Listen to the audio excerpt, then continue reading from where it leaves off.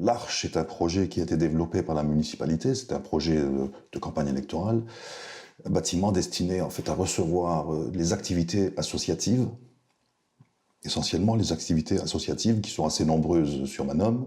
Mais il faut savoir que cette maison a fait l'objet d'un concours d'architectes auquel a répondu dans une première phase, ont répondu une cinquantaine de cabinets d'architecture. C'était ce projet-là qui répondait le mieux à nos attentes dans le domaine, je dirais, architectural et impact sur le bâti voisin.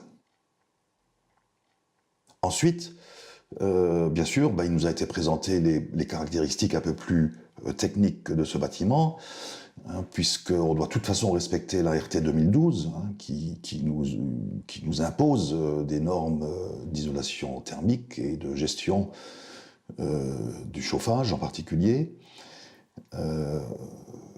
Et donc ce projet comportait des murs en béton de terre qui nous ont été vantés par le cabinet d'architecture retenu comme étant d'abord un régulateur d'hygrothermie et aussi un régulateur thermique dans la mesure où ces murs de terre assez épais ont une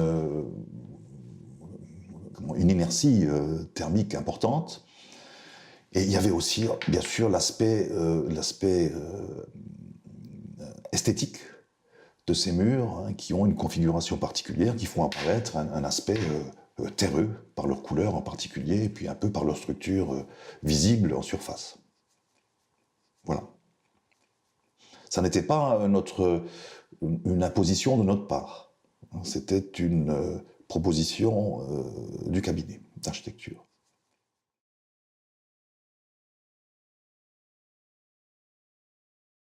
Autant que je sache, les gens sont séduits par l'aspect que présentent ces murs. Un peu étonnés, bien sûr, quand ils le voient la première fois, mais ensuite, ça intègre bien l'ensemble du bâtiment dans la mesure où beaucoup de bois est apparent, vitrage large, la lumière qui entre dans ces volumes, et ça fait un ensemble assez homogène au niveau de l'aspect architectural, intérieur, bien sûr, puisque ces murs ne sont qu'à l'intérieur.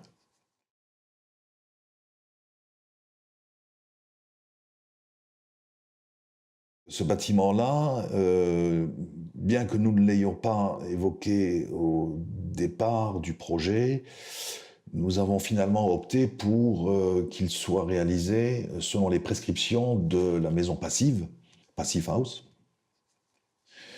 Pourquoi? Parce que d'une part, on savait qu'on aurait un mode d'isolation thermique qui est voisin du label Passive House, respectant la RT 2012.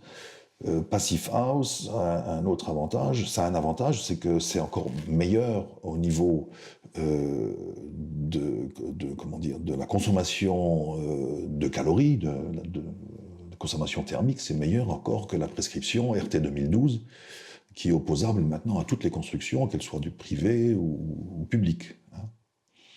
Voilà, donc on a opté pour Passive House parce que ça avait cet avantage-là, et c'est aussi une vitrine dans la mesure où c'est le premier bâtiment de ce type-là, pour ce type d'utilisation-là en Lorraine, construit actuellement.